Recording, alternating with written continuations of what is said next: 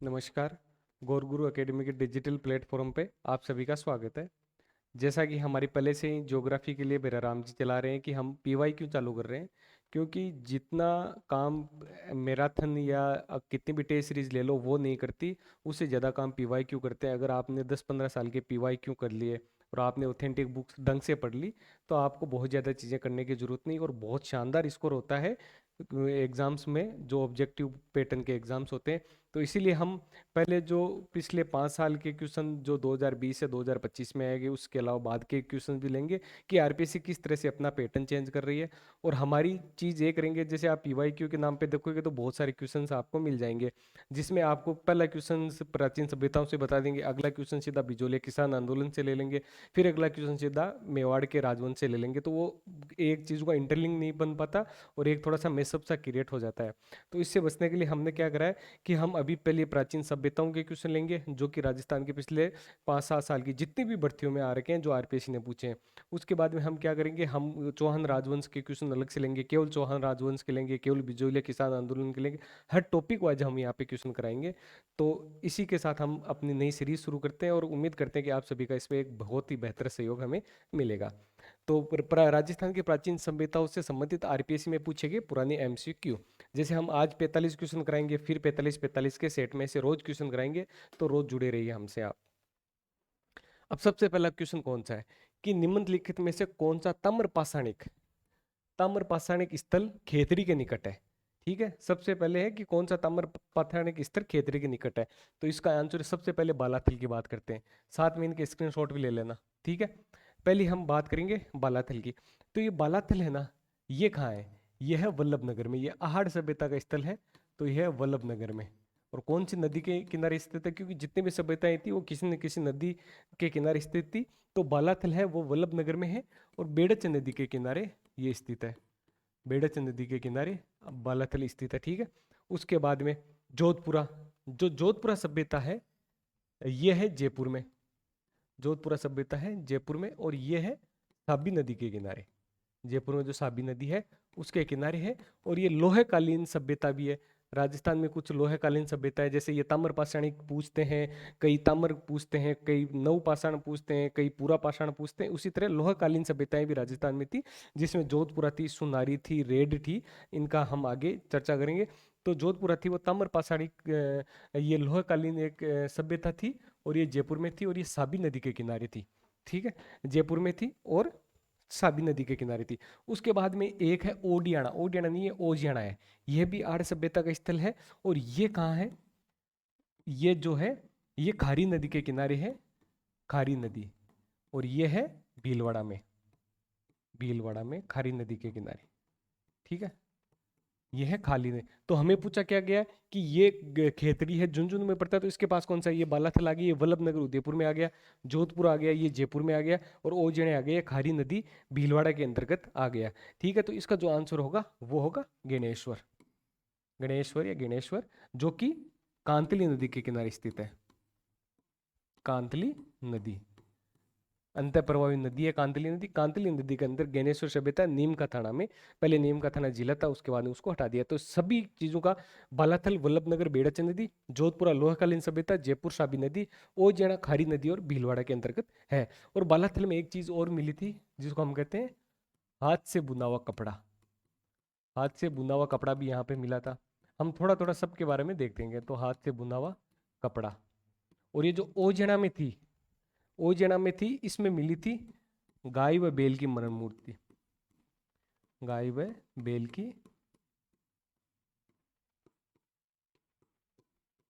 मरण मूर्ति। तो ये चारों क्वेश्चन का इसका आंसर है गणेश्वर, और हमने तीनों का एक्सप्लेनेशन दे दिया। ठीक है, अब आगे अगले वाले क्वेश्चन, सेकंड नंबर के क्वेश्चन पे चलते हैं। एक बार किसी को स्क्रीनशॉट लेना हो तो इसका स्क्रीनशॉट ले सकता है वो। ठीक है, उसके बाद अगला, निम्नलिखित में से कौन सा पुरातात्विक तात्वविद बेराट के अन्वेषण और उत्खनन से संबंधित नहीं है? कौन सा नहीं है? तो इसमें सबसे पहले जो एलेंजर कनिंघम होता है ना, इसको आर्कियोलॉजिकल सर्वे ऑफ इंडिया के ये जो फाउंडर है यही थे, कनिंघम। ठीक है, दूसरी चीज जो कनिंघम है, भारतीय पुरातात्विक ये जो विभाग है इसके पिता कहलाते हैं, father of archaeological of India. ठीक है, दयाराम साहनी, इन्हीं के नेतृत्व में दयाराम साहनी के ही नेतृत्व में बेराट में उत्खनन हुआ था। और नीलरतन बनर्जी और एक और थे, ये दो जने साथ में थे, एक तो नीलरतन बनर्जी थे और एक कैलाशनाथ दीक्षित थे।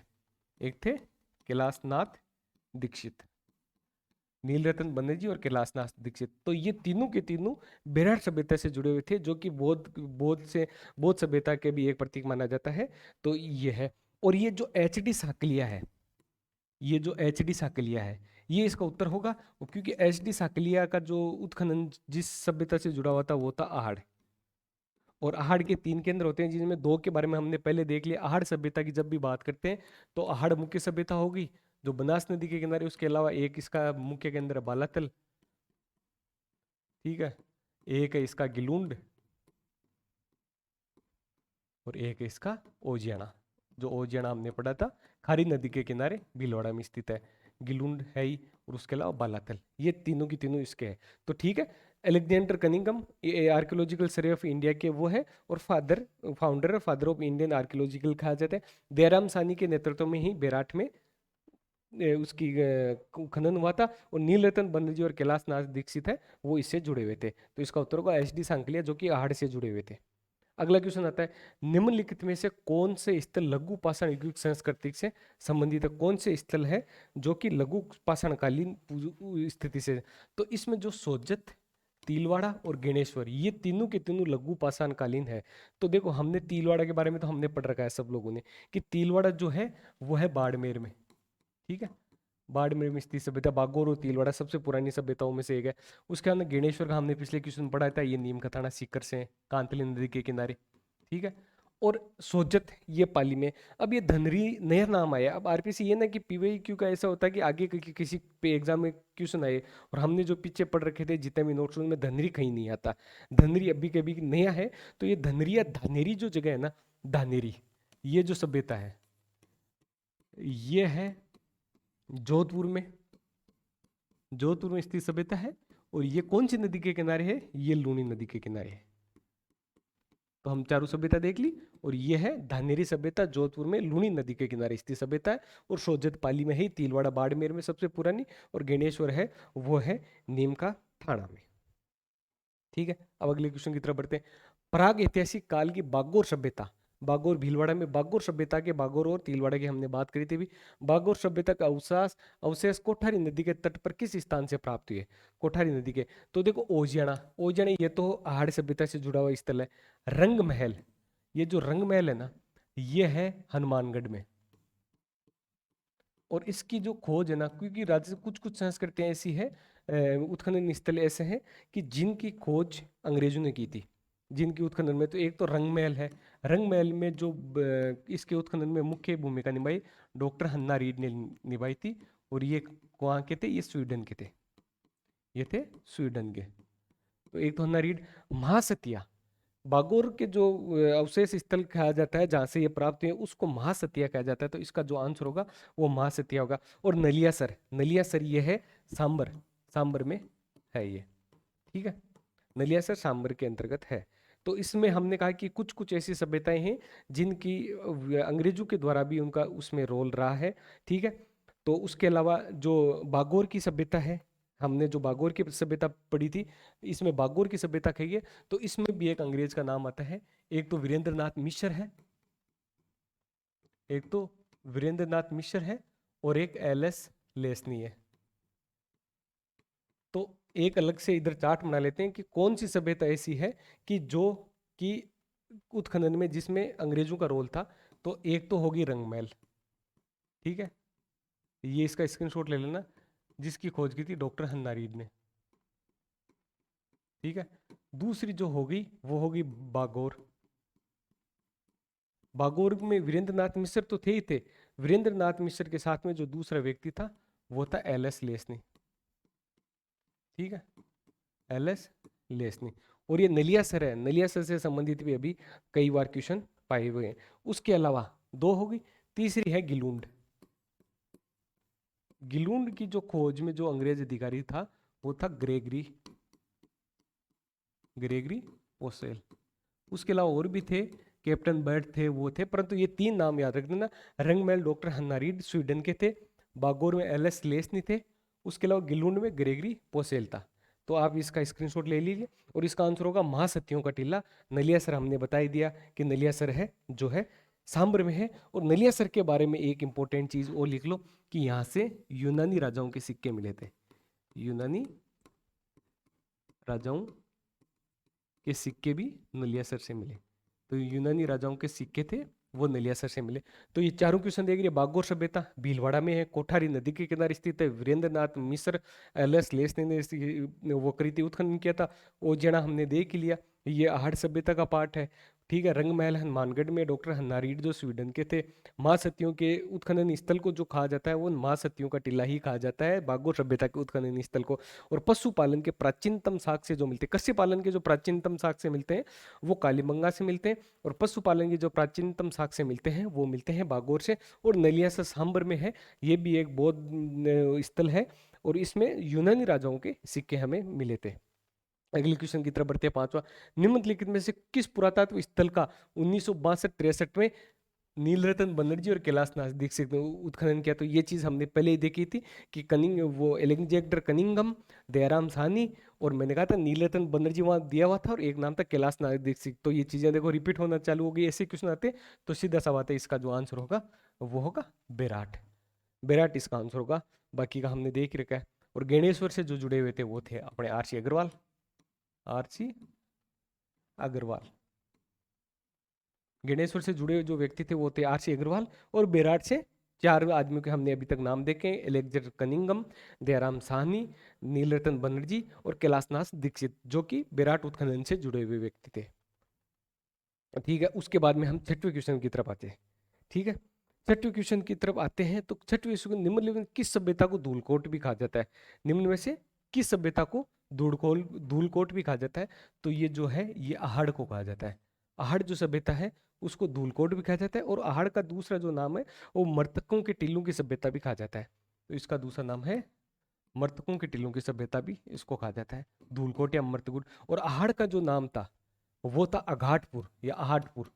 अघाटपुर आहड़ का पुराना नाम भी था। ठीक है, और धूलकोट भी कहा जाता है, मर्तकों के टिल्लू की सभ्यता भी कहा जाता है, मर्तकों के टिल्लू की सभ्यता, मर्तकों की टिल्लू की सभ्यता। तो ये आहड़ के बारे में हमने ये देख लिया। ठीक है, उसके बाद में आहड़ के बारे में एक चीज और यहाँ पे ऐड कर लो, आहड़ को ताम्रवती नगरी भी कहा जाता है, और ताम्रवती सभ्यताओं की जननी है वो कहा जाता है गणेश सभ्यता को। तो आहड़ को ताम्रवती नगरी भी कहा जाता है, ये हमने आहड़ के बारे में पढ़ लिया। तो ठीक है, अगले क्वेश्चन की तरफ चलते हैं। अगला क्वेश्चन है, निम्नलिखित में से कौन सी सभ्यता कांतली नदी के उद्गम स्थल पर स्थित है? ये बहुत बेसिक क्वेश्चन है, बहुत बार आरपीएससी पूछती है, कि बहुत ही सिंपल और इजी क्वेश्चन है जिसको बहुत बार आरपीएससी पूछती है। तो कौन सी सभ्यता है? वो है गणेश्वर सभ्यता। तो हम नदियों की बात करते हैं, तो रंगमहल हनुमानगढ़ में है। बेराट, बेराट कौन सी नदी पर है? तो बेराट है बाणगंगा नदी पर। ठीक है, और कालीबंगा ये हनुमानगढ़ में, ये अपने घग्गर नदी के किनारे स्थित है। ठीक है, उसके बाद बीजक पहाड़ी पर अशोक के अभिलेख को किसने खोजा? जो बीजक पहाड़ी थी उस पर अशोक का जो अभिलेख था उस पर किसने चोटा? तो सबसे पहले बीजक पहाड़ी है, तो ये किस सभ्यता से जुड़ी है? तो ये बेराट है।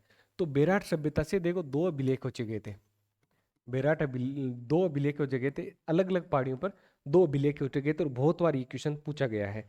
ठीक है, दो अभिलेख पर खोजे गए थे, एक तो है बीजक पहाड़ी, बीजक पहाड़ी पे खोजा गया था, और एक है भीमसेन पहाड़ी। दो पहाड़ियों पर दो अभिलेख खोजे गए थे। ठीक है, तो इसका पहले तो उत्तर बताते थे कि बीजक पहाड़ी पे जो खोजा गया था वो मेजर बरट ने खोजा था 1840 के अंतर्गत। मेजर, कैप्टन मेजर बरट, कई बार कैप्टन लिख देते हैं कई बार मेजर लिख देते हैं, तो कैप्टन मेजर बरट 1902 में।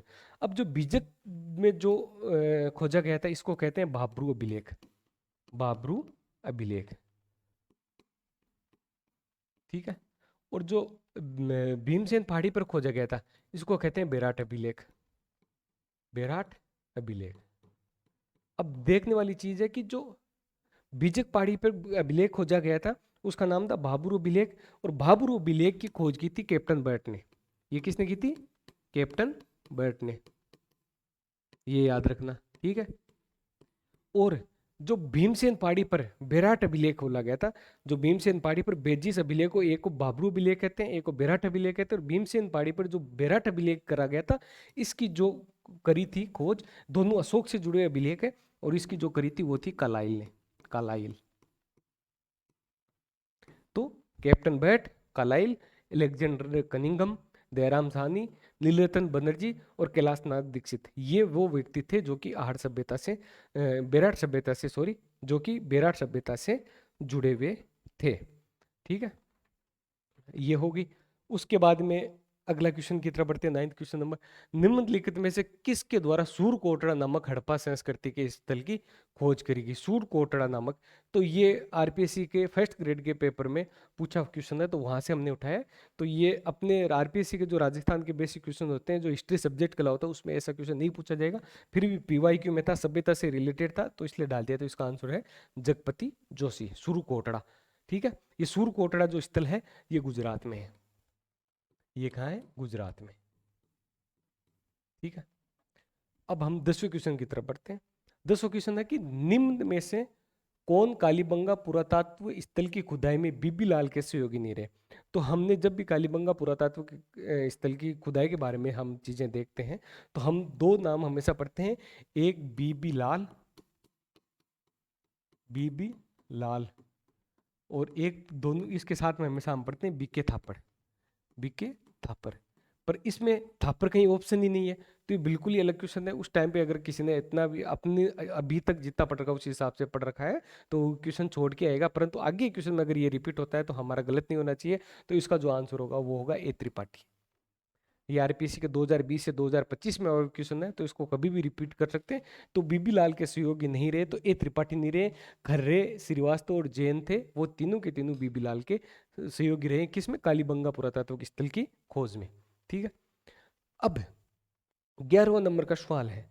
11वां क्या है कि निम्न में से राजस्थान में ताम्रयुगीन सभ्यताओं का प्रारंभिक केंद्र किसे माना जाता है? तो ताम्रवती नगरी तो हमने किसको बताया था? हमने आहड़ को बताया था। ताम्रवती जो सभ्यताओं की जननी है वो है गणेश्वर, तो इसका जो आंसर होगा वो गणेश्वर होगा। तो ताम्रवती का प्रारंभ, क्योंकि पूरे संपूर्ण भारत में ही ताम्रवती सभ्यताओं की जो जननी है वो गणेश्वर को माना जाता है, जिसका उत्खनन आर.सी. अग्रवाल ने किया था, जो कि कांतली नदी के किनारे स्थित एक सभ्यता है। तो ये गणेश्वर सभ्यता है, ताम्रयुगीन सभ्यताओं का प्रारंभिक केंद्र, और ताम्रवती सभ्यताओं की जननी भी गणेश्वर माना जाता है। ठीक है, अब 12वां नंबर का सवाल है। 12वां नंबर का, निम्नलिखित में किस पुरा स्थल के निवासी वस्त्र बुनाई की तकनीक से परिचित है? ये आरपीसी ने पूछा था। हमने अभी तक जितना पढ़ा है उसमें हमने कहा था कि बालाथल जो मिला था, बालाथल में हाथों से वस्त्रों की बुनाई के हमें अवशेष मिले थे कि कपड़े हाथों से बुने हुए थे, परंतु उसमें एक आधा और है, इसलिए आरपीसी ने ये क्वेश्चन जो था वो डिलीट कर दिया था बाद में। परंतु यहाँ पे हमने ये डाला कि वस्त्र बुनाई की तकनीक से परिचित है, तो इन चीजों को आगे ध्यान देने की हमें जरूरत है। ठीक है, ये हो गया। उसके बाद में 13 नंबर क्वेश्चन, गिलुंड सभ्यता के उत्खनन से निम्नलिखित में से कौन संबंधित नहीं है? तो सबसे पहले तो हम जब गिलुंड सभ्यता की बात करते हैं तो गिलुंड कहाँ है? ठीक है, तो गिलुंड सभ्यता है, ये आहड़ सभ्यता का भाग है। आहड़ सभ्यता के हमने आपको कई पार्ट बताए थे। आहड़ सभ्यता के हमने बताए थे कि ओजना, बालाथल और ओजना थे, बालाथल थे और गिलुंड, ये 3-4 चीजें थी वो जो कि गिलुंड सभ्यता से जुड़ी हुई थी। तो गिलुंड सभ्यता के उत्खनन में निम्नलिखित में से कौन संबंधित नहीं थे? तो गिलुंड में हमने बताया था कि वीरेंद्रनाथ शिंदे भी थे, ग्रेगरी पोसेल भी थे, बीबी लाल भी थे, डॉक्टर सूरजबान थे, वो गिलुंड सभ्यता से जुड़े हुए नहीं थे। तो ये लोग गिलुंड सभ्यता से जुड़े हुए नहीं थे। ठीक है, अब गिलुंड आ गया, तो आहड़ की फिर से एक बार देख लो कि आहड़ आ गया। आहड़ में 3 सभ्यताएं और जोड़ दो, बालाथल, ठीक है, एक ओजियाना और एक गिलुंड। ये 3 सभ्यताएं हैं जो कि इससे जुड़ी हुई है, बालाथल, ओजियाना और गिलुंड। ये तीनों की तीनों, ये चारों की चारों आहड़ सभ्यताएं हैं, और ये सारी की सारी जो सभ्यताएं हैं, ये बालाथल, ओजना, गिलुंड और आहड़, ये सारी की सारी है बनास और बनास की सहायक नदियों के पास में विकसित एक तरह की सभ्यताएं हैं। और बालाथल को हमने बताया था कि ये वल्लभनगर में बेड़च नदी के किनारे, ये खारी नदी के किनारे भीलवाड़ा में है, और ये गिलुंड है, ये अपने बनास नदी के किनारे ही है, और ये राजसमंद में है। तो ये उसका आ गया, डॉक्टर सूरजबानी से जुड़े हुए थे, और ग्रेगरी पोसेल। उसके अलावा वापिस याद कर लो, एक डॉक्टर हन्ना रीड किससे जुड़े हुए थे? वो देखना वापस पीछे की स्लाइड्स में। एक है एलएस लेस्न किससे जुड़े हुए थे, ठीक है, और एक आगे ग्रेगरी पोसेल किससे जुड़े हुए थे, ग्रेगरी पोसेल गिलून सभ्यता से जुड़े हुए थे, ठीक है। अब 14 नंबर क्वेश्चन अगला है, हड़प्पा सभ्यता में शरीर के किस अंग की शल्य चिकित्सा का उदाहरण प्राप्त होते हैं। तो जब भी हम कालीबंगा पढ़ते हैं तो नालियों की चौड़ाई वगैरह समकोण आकार की बातें होती है, परंतु उसमें ये भी कहा जाता है कि एक बच्चे का कंकाल मिला हुआ था जिसमें उसके सर में 6 छेद थे। इससे पता चलता है कि हड़प्पा सभ्यता के जो लोग हैं वो शल्य चिकित्सा से भी जुड़े हुए थे। तो मिली क्या थी, वो खोपड़ी मिली थी जिसमें, अब ये पूछे छिद्र भी पूछ सकते हैं ये, तो उस खोपड़ी में कितने छिद्र थे, तो उसमें थे 6 छिद्र। तो उस खोपड़ी में 6 छिद्र थे। ये किस में मिले, हड़प्पा सभ्यता में। खोपड़ी ये से भी पूछ सकते हैं कि किसी बच्चे का कंकाल किस सभ्यता में मिला, तो ये मिला था हड़प्पा सभ्यता में, ठीक है। अब मूल नाम भी हम इसी में करेंगे, कुछ महत्वपूर्ण शिलालेख भी हम एंशिएंट में ही करेंगे। तो इसमें हम सबसे पहले एक पूछते हैं कि नाथद्वारा का मूल नाम क्या था। तो ये लगभग लगभग सभी को पता है कि नाथद्वारा का मूल नाम जो था वो था सिहाड़। नाथद्वारा का मूल नाम क्या था, नाथद्वारा का मूल नाम था सिहाड़। अगला क्वेश्चन, राजस्थान की बनास संस्कृति संबंध है। अब राजस्थान की जो बनास संस्कृति है ना, वो जो संबंध है ना, अब ये कई बार आता है, ठीक है, कई बार आता है कि कौन सी सभ्यता, जैसे लोह युगीन सभ्यता हमने देख ली, ठीक है, ठीक है। अब इसको बनास को देखते हैं तो बनास संस्कृति में 4 चीजें आ जाती है। एक आहड़, ठीक है, एक गिलूंड, एक बालाथल, बालाथल, और एक ओजियाना। ये चारों के चारों बनास संस्कृति के केंद्र है। ये चारों के चारों बनास संस्कृति के केंद्र है। और ये चारों के चारों जो जो जिस संस्कृति का जिस टाइम पीरियड संबंधित है, ये है ताम्रपाषाण काल। तो जब भी इनमें से कोई सी बना संस्कृति पूछ ले, आड़ संस्कृति पूछ ले, गिलूण पूछ ले, बालाथल पूछ ले, ओजियाना पूछ ले, तो चारों के चारों बना संस्कृति के भाग है जिनका संबंध है ताम्रपाषाण काल से। तो किससे संबंधित है, ताम्रपाषाण काल से ये संबंधित है। क्योंकि कई बार क्वेश्चन होता है कि कौन से पाषाण काल से, उत्तर लोहे काल या ताम्र काल तो और इजी होता है, पर उत्तर पाषाण, नव पाषाण या ताम्र लोहे, ऐसे चीजें आती है। तो जब भी बनास संस्कृति की बात है और ये चारों नाम आए, तो ये चारों के चारों जो संबंधित होंगे वो होंगे ताम्रपाषाण काल से, ठीक है। अब राजस्थान में जुते हुए खेत के प्राचीनतम साक्ष्य, मैंने बताया कि पशुपालन के प्राचीनतम साक्ष्य कहाँ मिले थे, बागोर से मिले हुए भीलवाड़ा में, कोठारी नदी के किनारे पशुपालन के प्राचीनतम साक्ष्य मिले। उसी तरह जुते हुए खेत के प्राचीनतम साक्ष्य जो मिले थे वो मिले थे कालाबंगा में। और इसमें 2 फसलों की एक साथ खेती की जाती थी, 2 फसलें एक साथ खेती की जाती, 2 फसलों की एक साथ, 2 फसलों की एक साथ खेती, इसमें 2 फसलों की एक साथ खेती की जाती थी। राजस्थान में जुते हुए खेत के प्राचीनतम साक्ष्य किस स्थल से प्राप्त हुए, तो 2 उसमें प्राप्त हुए कालीबंगा से, जहाँ पे पेलर कृषि होती थी, 2 फसलें एक साथ उगाई जाती थी। 17 नंबर क्वेश्चन। अब 18, राजस्थान में वैष्णव धर्म का प्राचीनतम अभिलेख कहाँ है। वैष्णव धर्म का जो प्राचीनतम अभिलेख है वो है गोसुंडी, और गोसुंडी कहाँ है, वो है चित्तौड़गढ़। तो चित्तौड़गढ़। तो राजस्थान में वैष्णव धर्म का प्राचीनतम अभिलेख है वो है गोसुंडी, चित्तौड़गढ़ के अंतर्गत। 19 नंबर सवाल, किस स्थान पर सरस्वती नदी के लुप्त होने का उल्लेख महाभारत में हुआ है, किस स्थान पर हुआ है। तो ये अभी तक बहुत सारे लोगों ने नहीं देखा होगा, परंतु ये आरपीएससी 2020 या 25 के अंदर ही पूछा है, इसलिए इसको ऐड किया है। यह है विंसन। लगभग लगभग लोग कालीबंगा करके आएंगे, पर कालीबंगा नहीं, इसका आंसर है विंसन। तो ये विंसन उत्तर हो गया।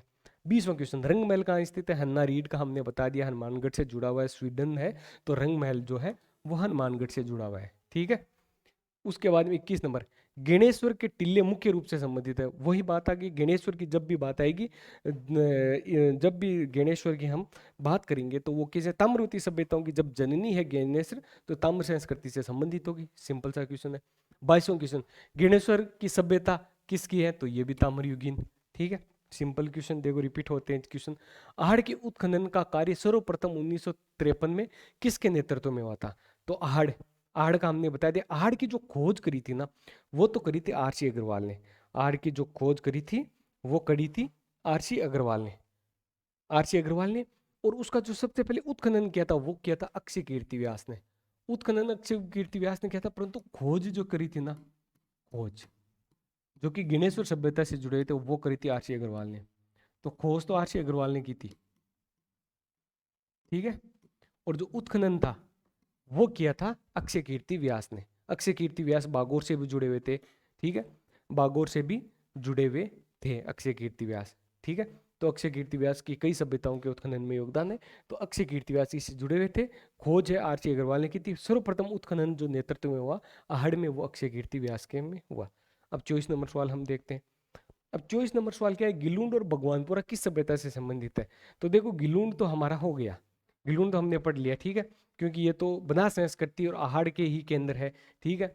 परंतु गिलूंड के साथ में हमने बालाथल भी देखा, ओजना भी देखा, ठीक है, और आहड़ भी देखा, ठीक है। 4 केंद्र देख लिया, परंतु अब एक नया केंद्र पता चल गया। इसलिए कभी ऐसा पूछ ले कि भगवानपुरा, जैसे धानेरी हमने देखा, तो धानेरी जोधपुर से संबंधित है, धानेरी लूनी नदी के किनारे स्थित है और जोधपुर से संबंधित है, ये हमने पिछले क्वेश्चन में देखा था। उसी तरह गिलूंड और भगवानपुरा, तो भगवानपुरा जो संबंधित है वो और गिलूंड एक जगह से हैं, तो वो किससे होंगे, वो होंगे आहड़ से। और आहड़ से मतलब बनारस संस्कृति से भी संबंधित हो सकते हैं, तो ये आहड़ से संबंधित है, ठीक है। अब 25वां, नीलरतन बनर्जी और कैलाशनाथ दीक्षित, पिछले 5 साल में तीसरी बार इन्हीं 2 लोगों का नाम आरपीसी ने लिया है, तो ठीक है। तो इसमें ये कला निम्नलिखित में किस पुरा स्थल के उत्खनन से संबंधित रहे, पहले भी बताया। तीसरा क्वेश्चन आ गया, तो ये रहे बेलाट के। अब इसमें हम जब बेलाट की बात आ रही, 2 आ रही, तो 2 चीज, एक तो यहाँ पे सौण मंजूषा मिली थी, क्या मिली थी, सौण मंजूषा, सौण मंजूषा, ठीक है। यूनानी राजाओं के सिक्के भी मिले थे, ये भी बताया। सौण मंजूषा मिली थी जो कि राम सिंह द्वितीय द्वारा खुदाई के दौरान मिली थी, कौन से, राम सिंह द्वितीय द्वारा खुदाई के दौरान मिली थी, बेराट में सौण मंजूषा मिली थी, ठीक है। उसके अलावा बेराट में जो सेल चित्र को भी बहुतायत थी। दूसरी जो थी यहाँ की जो लिपि थी बेराट की, वो लिपि कौन सी थी, बेराट सभ्यता की जो लिपि थी वो थी संक लिपि। तो बेराट सभ्यता की जो लिपि थी वो थी संक लिपि। तो बेराट सभ्यता की लिपि कौन सी थी, बेराट सभ्यता की लिपि थी वो थी संक लिपि। और सौण मंजूषा मिली थी जो कि राम सिंह दूसरे। दूसरी चीज यहाँ से यूनानी राजा, बेराट से यूनानी राजा मीनांडर के सिक्के भी मिले, राजा मीनांडर के सिक्के भी बेराट से मिले थे, ठीक है।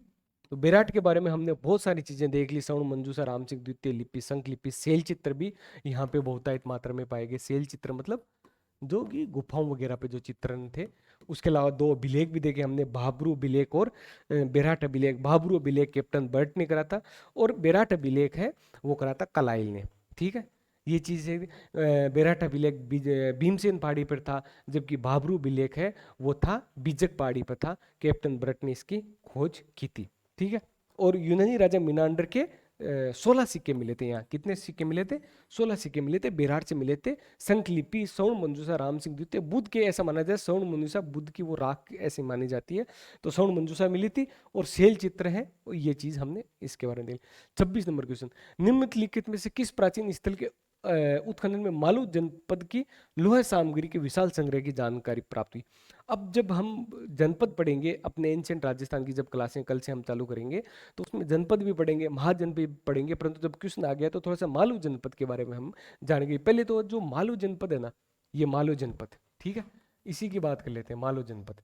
तो जो मालू जनपद की जो राजधानी थी ना, ठीक है, वो थी नगर, ठीक है, ये तो थी राजधानी, ध्यान रखना, पूरा सुनना आराम से, ठीक है। और इसकी जो सभ्यता थी मालू जनपद की, जो सभ्यता मिली उसको कहते हैं खेड़ा सभ्यता, ठीक है। और राजस्थान में सबसे ज्यादा जो सिक्के हैं वो मालू जनपद के ही मिले थे, ठीक है।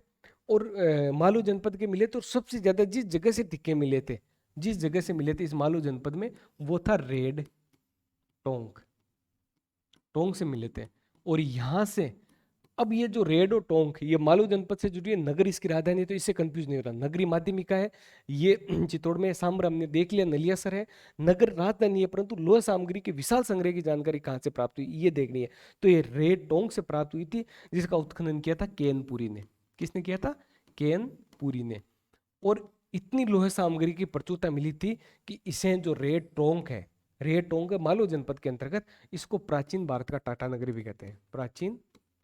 और ताम्रवती सभ्यता जननी भी राजस्थान में, गणेश्वर। और प्राचीन भारत का जो टाटा नगर है वो कहते हैं रेड टोंक को, प्राचीन भारत का टाटा नगर, ठीक है, प्राचीन भारत का टाटा नगर है। ये 26वां क्वेश्चन हमारे हो गया। ठीक है, अब मैक्सिमम सिक्के भी यहाँ से मिलते हैं। मालू जनपद नगर राजधानी है जो कि टोंक में। खेड़ा सभ्यता, मालू जनपद की सभ्यता को खेड़ा सभ्यता कहते हैं। रे टोंक से यहाँ से सर्वाधिक मात्रा में लोह सामग्री प्राप्त हुई थी। केन पुई ने खनन किया था, इसलिए सब लोह सामग्री की प्रचुरता के कारण रे टोंक को भारत, प्राचीन भारत का टाटा नगर कहते हैं। ठीक है, 27 नंबर, गुप्तकालीन बुमरा के शिव मंदिर की कौन सा विशेषता नहीं है। अब ये क्वेश्चन इस बार फर्स्ट ग्रेड में आया था।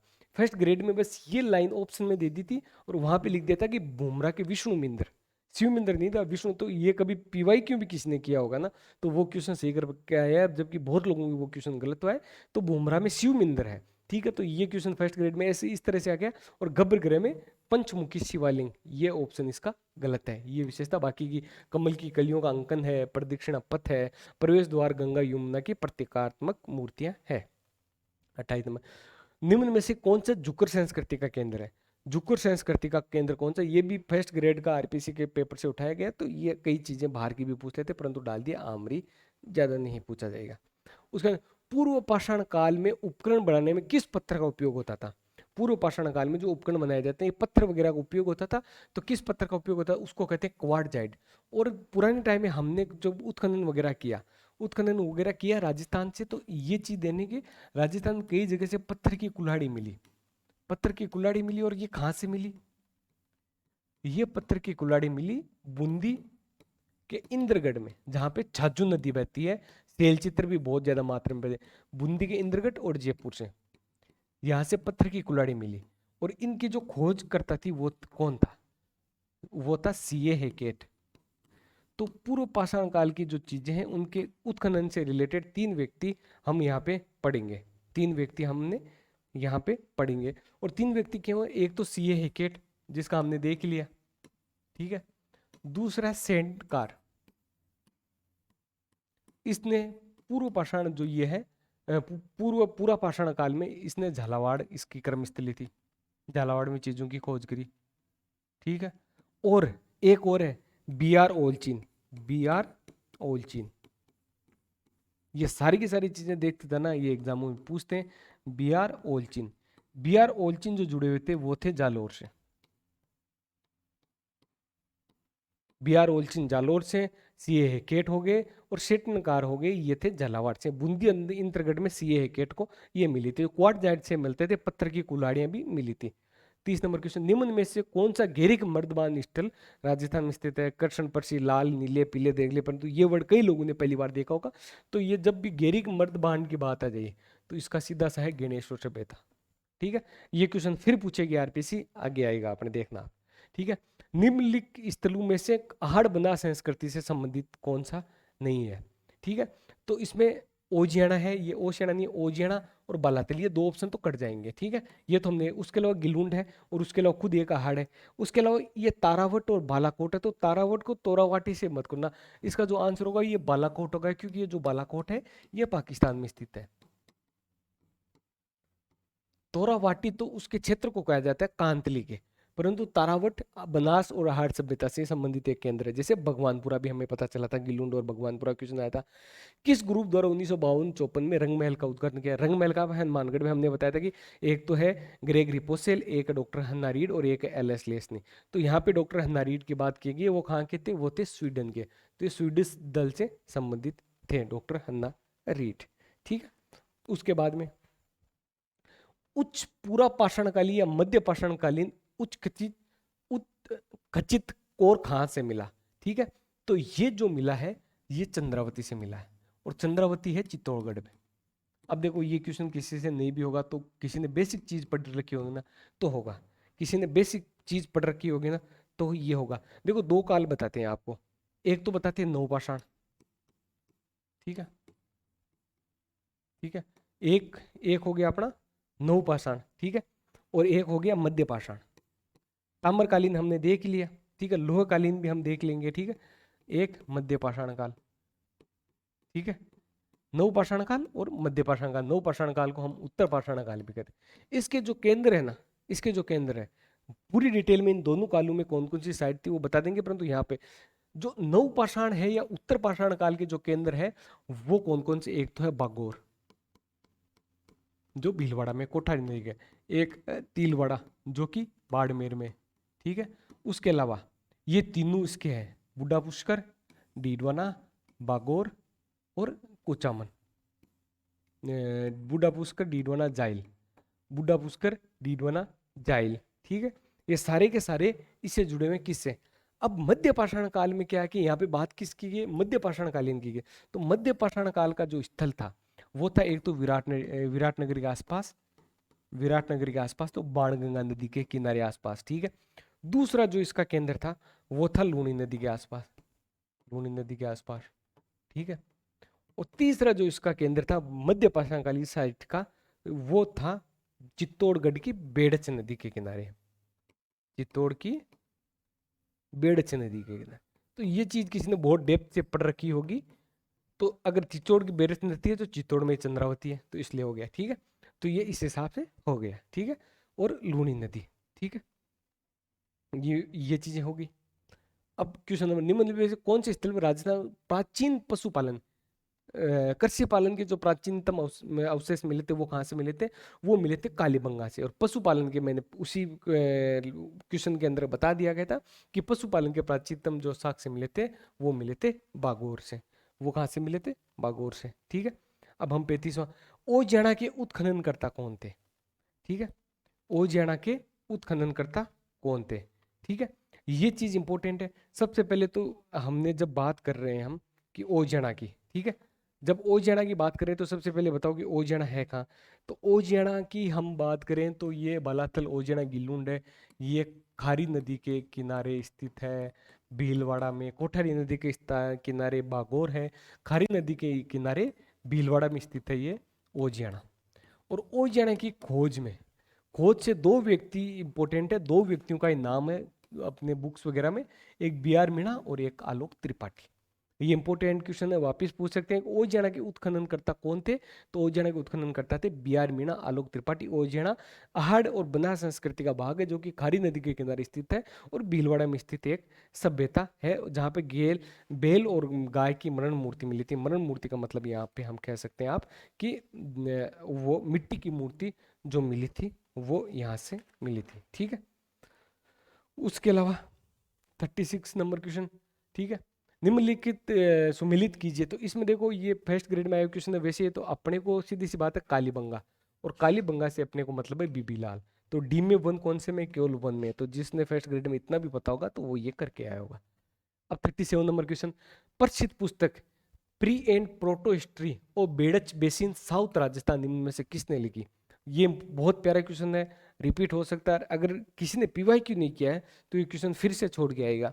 तो ये पीवाई क्यों करवाने का यही क्वेश्चन है कि जो आरपीसी कई जगह हिट करती है ना, उस हिट स्पॉट को हमने पकड़ना है, कौन सा वो हॉट स्पॉट है। तो इसका जो आंसर है ना वो है वीरेंद्र नाथ मिश्र।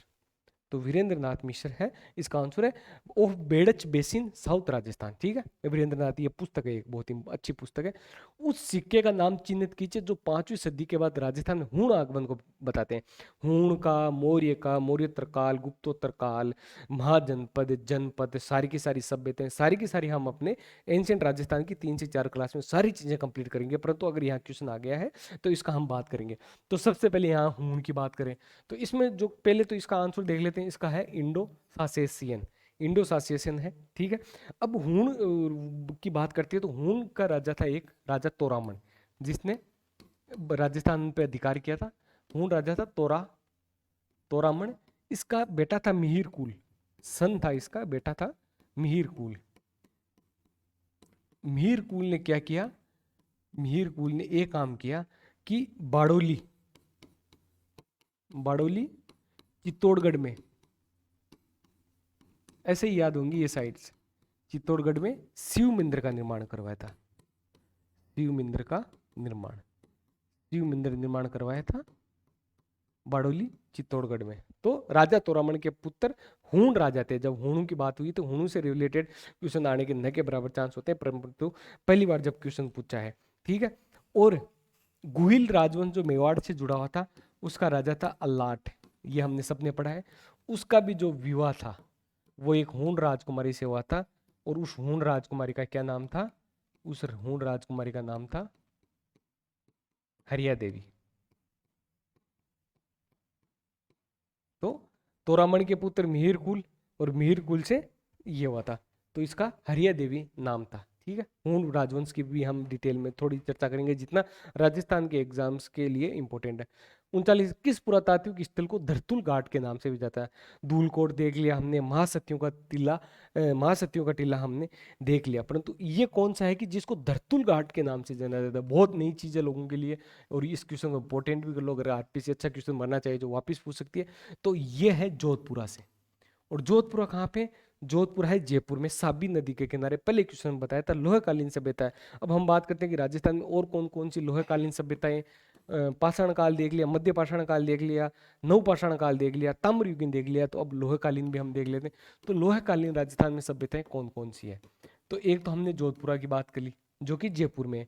दूसरा हम बात करेंगे वो है सुनारी जो कि झुंझुनू में।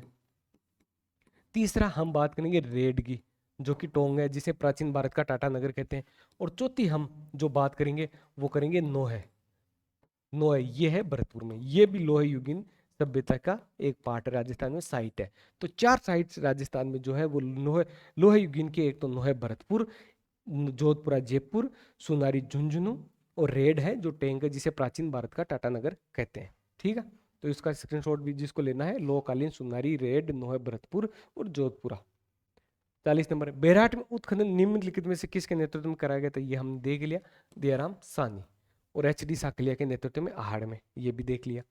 गिडेश्वर सभ्यता से प्राप्त मर्दबांड, ये भी क्वेश्चन वापस आ गया। गैरिक मर्दबांड किस में प्राप्त हुई वो पूछा था, तब गणेश्वर ऑप्शन था। अब गणेश्वर पूछा है तो इसका आंसर होगा गैरिक मर्दबांड। तो ये ऐसा क्वेश्चन था कि जिसने पीवाईक्यू नहीं किया तो नहीं होगा, तो देख लो कि पीवाईक्यू कितना इंपॉर्टेंट होता है। ठीक है, निम्नलिखित में से किसके साक्ष्य कालीबंगा के पुरातात्विक स्थल से प्राप्त नहीं है? देखो, गेहूं की प्राप्त हुई है, बाजरा की प्राप्त हुई है, चावल की प्राप्त, ये जो है ना चावल की नहीं प्राप्त हुई है। चावल की जो साक्ष्य प्राप्त हुई है ना, वो आहड़ सभ्यता से साक्ष्य प्राप्त हुए, कि यहाँ से ऐसा बताया जाता है कि चावल के साक्ष्य प्राप्त हुए थे। तो चावल के साक्ष्य ये आहड़ से बताया जाता है। ठीक है, अब 43 नंबर, निम्नलिखित में कौन सा युगन शामिल है? तो भागोर का हमने बताया था कि सूक्ष्म पाषाण उपकरण और उत्तर या नव पाषाण काल की साइट है बागोर, तिलवाड़ा, बुड्ढा पुष्कर, जायलो, डीडवाड़ा। ठीक है, उसके अलावा कालीबंगा में दुर्गीकरण का देख लिया, पश्चिमी और पूर्वी भाग का हमने चीजें पता ही है, और बाकी नहीं भी पता होगी तो आगे अपनी क्लास होगी एंशिएंट राजस्थान की, उसमें आराम से देख लें। उसके अलावा बेराठ में बौद्ध विहार था, श्रवण मंजूषा वगैरह मिली, अशोक के 2 अभिलेख मिले, बाबरू अभिलेख और बेराठ अभिलेख। परंतु गणेश्वर में काली चमकीले मर्दबांड नहीं, ये तीसरी बार क्वेश्चन आ गया है, क्योंकि यहाँ पे गैरिक प्रकार के मर्दबांड है, कर्पश वर्णी मर्दबांड भी कहते हैं। तो इसका जो आंसर होगा सुमिलित नहीं है, तीनों सुमिलित है, क्यों? बागोर में सूक्ष्म पाषाण उपकरण मिले थे, नव पाषाण काल की साइट थी। कालीबंगा में दुर्गीकरण का समय पता है कि ऊपर अपर क्लास और लोअर क्लास, और बेराठ में बुद्ध विहार का हमें पता ही है। ठीक है, उसका 44, निम्नलिखित में से किस स्थल पर एक कंकाल के गले में खोपड़ी में 6 छिद्र कहाँ मिले थे? शल्य चिकित्सा की जानकारी देते हैं, वो मिले थे अपने को कालीबंगा में। और किस स्थल पर एक कंकाल के गले में पत्थर और हड्डियों का हार पाया गया था? कंकाल के गले में पत्थर और हड्डियों का जो हार पाया गया था वो पाया गया था बागोर। ठीक है, और बागोर ये कहाँ पे? कोठारी नदी के किनारे भीलवाड़ा में वीरेंद्र नाथ मिश्र और डॉक्टर एल.एस. लेस ने इसका खनन किया था। तो ये भीलवाड़ा में कोठारी नदी के किनारे स्थित है। बार बार चीजें पढ़ेंगे तो आराम से याद हो जाएगी, कोठारी नदी के किनारे पे स्थित है। ठीक है, और ये गले, कंकाल के गले में, अब इससे कभी भी ऐसा क्वेश्चन आ जाए कि कंकाल की हमने नहीं पढ़े थे, बात आती तो हम कालीबंगा की जगह वहां पे खोखरी मिली थी, परंतु कंकाल के गले में पत्थर और हड्डियों का हार पाया गया था, तो ये जो था इसका मतलब ये बागोर भीलवाड़ा में पाया गया था। अब आज का लास्ट क्वेश्चन है, उसके बाद कल वापस आएंगे 45 क्वेश्चन, नए क्वेश्चन जो कि एग्जाम में हम खुद से कुछ नहीं बना रहे हैं, ऑप्शन भी वही है जो आरपीसी दे रही है। तो 45वां लास्ट क्वेश्चन, कालीबंगा का उत्खनन कार्य कितने स्तरों में हुआ? लगभग लगभग को सबको पता है कि कालीबंगा का उत्खनन स्तर कार्य है जो 5 भागों में हुआ, 1 और 2 और 3 और 4, 5, 2 स्तर थे।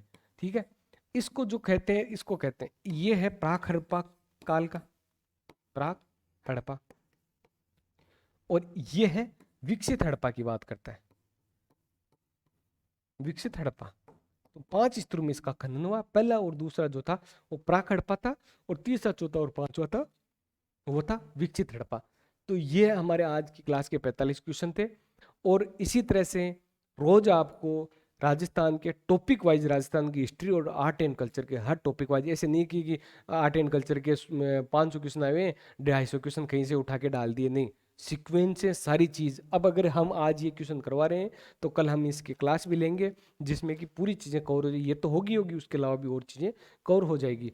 तो अगली क्लास में भी 45 क्वेश्चन वही जो पिछले 5-7 साल में आरपीएससी ने इन टॉपिक से पूछे हैं, सभ्यताओं से। उसके बाद हम चौहान परमारों के प्रतिहारों के क्वेश्चन देखेंगे, केवल उन्हीं के। उसके अलावा हम चौहान वंश के देखेंगे, हर वंश के अलग अलग क्वेश्चन देखेंगे। उसके अलावा मॉडर्न हिस्ट्री के भी क्रांति, किसान आंदोलन, जनजातीय आंदोलन, क्रांतिकारी गतिविधियां, राजनीतिक संगठन, सबके अलग अलग क्वेश्चन देंगे, एक साथ क्वेश्चन देके कचरा नहीं पड़ेंगे।